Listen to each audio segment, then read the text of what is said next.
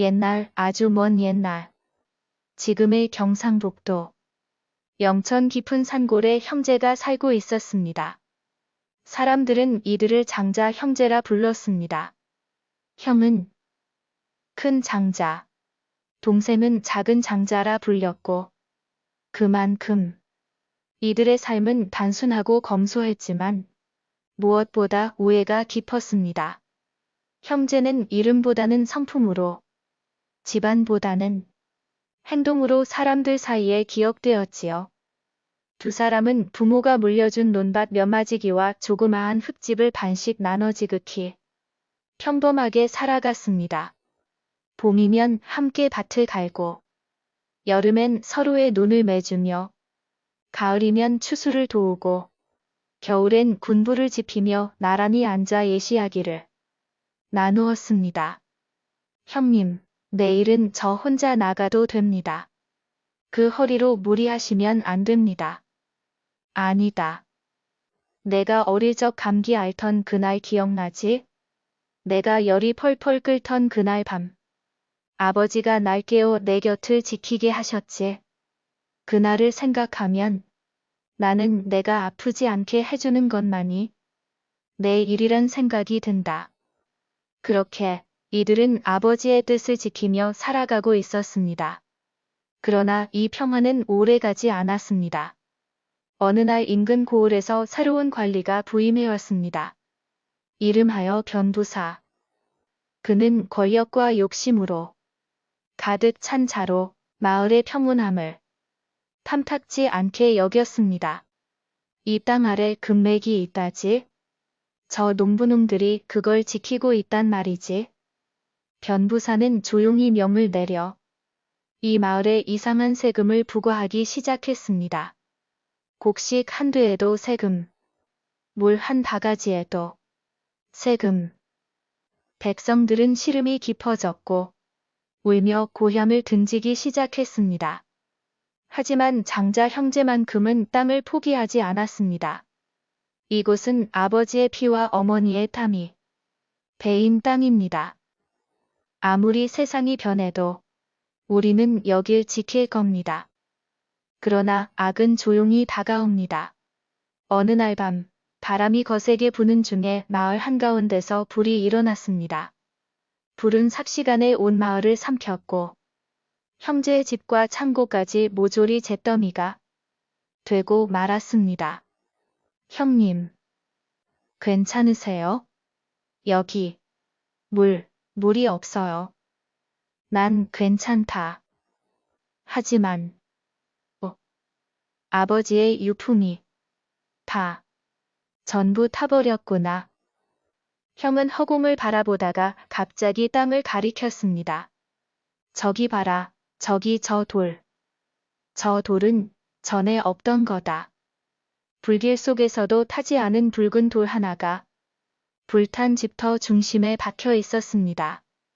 형제는 이상하게 생각하며 그 돌을 파내기 시작했는데 그 아래에서 물이 솟아나오기 시작했습니다. 그 물은 하루, 이틀, 사흘이 지나도 줄지 않았습니다. 마치 땅이 울음을 터뜨린 듯 조용히, 그러나 멈추지 않고 물이 차올랐습니다. 며칠 후 그 자리엔 커다란 못이 생겼고 마을 사람들은 그 신기함에 혀를 내둘렀습니다. 이 물, 맑고 차다. 어찌 된 일인고? 장자 형제의 땅에서 솟은 물이라 하니 이 못은 장자못이라 해야지. 신기한 일은 거기서 끝나지 않았습니다. 이 물을 마신 병든 노인이 회복하기 시작했고 피로에 찌든 농부의 기침도 사라졌습니다. 소문은 삽시간에 퍼져나가 조정일까지 이르렀고 결국 상부의 명으로 변부사는 문책을 받아 파직되었지요. 장자 형제는 예전처럼 조용히 살아갔습니다. 못 옆에 작은 정자를 세워 지나가는 사람들에게 물을 길어 나누어 주며 그 누구의 이름도 높이지 않고 그저 평범한 삶을 이어갔습니다. 형은 마을 아이들을 모아 글을 가르치고 동생은 노인들의 짐을 나르며 말동무가 되어 주었습니다. 가끔 누군가 물었습니다. 장자 형제는 어찌 저리도 넉넉한 마음으로 살 수 있는 걸까요? 그러면 어르신들은 조용히 대답하곤 했지요. 그들은 이 못에서 세상과 자신을 씻었단다. 그 물은 그냥 물이 아니야. 사람의 선한 마음이 흘러 모인 것이지. 세월은 흘렀고 장자 형제는 세상을 떠났습니다. 하지만 장자 못은 지금도 그 자리에 남아 있습니다. 가뭄에도 마르지 않고 그 맑음도 변하지 않았습니다. 해마다 그 물을 마시러 혹은 기도를 하러 찾아오는 이들이 적지 않다지요. 누군가는 말합니다. 이 못은 신령한 용이 지키고 있다고. 또 누군가는 장자 형제의 마음이 물이 되어 아직도 흐르고 있다고 합니다. 하지만 진실은 어쩌면 단순합니다. 선한 마음 하나가 세상을 움직인 것입니다. 착한 형제의 눈물 한 방울이 천년을 울리는 물이 된 것입니다. 그 물은 지금도 말없이 흘러가며 한 줄기 바람 속에서 속삭이고 있을지도 모릅니다. 이 못은 누구든 다시 시작할 수 있는 곳이니라. 그 말처럼 장자 못은 오랜 세월 동안 수많은 이들의 쉼터가 되었고 인생의 구비에서 길을 잃은 사람들에게 조용한 위안을 주는 장소가 되었습니다. 한겨울 모든 것을 잃고 떠돌다 지친 사내가 이 못가에 앉았습니다. 그는 큰 실수로 가족을 떠나보내고 자신의 인생조차 포기할 만큼 깊은 절망 속에 빠져 있었습니다. 그는 손을 뻗어 못의 물을 한 모금 떠 마셨습니다. 그 순간 가슴 깊숙한 곳에서부터 서서히 따뜻함이 피어올랐습니다. 눈을 감으면 이상하게도 형제가 웃으며 건네는 목소리가 들리는 듯 했습니다. 괜찮소. 누구나 잘못은 하오. 다만 다시 걷기만 하면 되는 것이요. 그 사내는 다시 삶을 선택했습니다. 그는 마을에 남아 장자 형제처럼 남을 도우며 조용히 살아갔고 어느덧 그의 이야기도 사람들의 입을 통해 전해지기 시작했습니다. 또 어느 봄날 병든 어머니를 업고 길을 걷던 젊은 딸이 못가에 도착했습니다.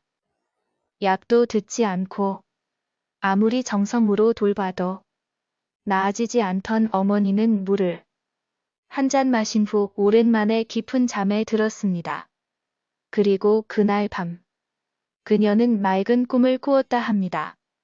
꿈속에서 하얀 두루마기를 입은 두 노인이 그녀에게 이렇게 말했답니다.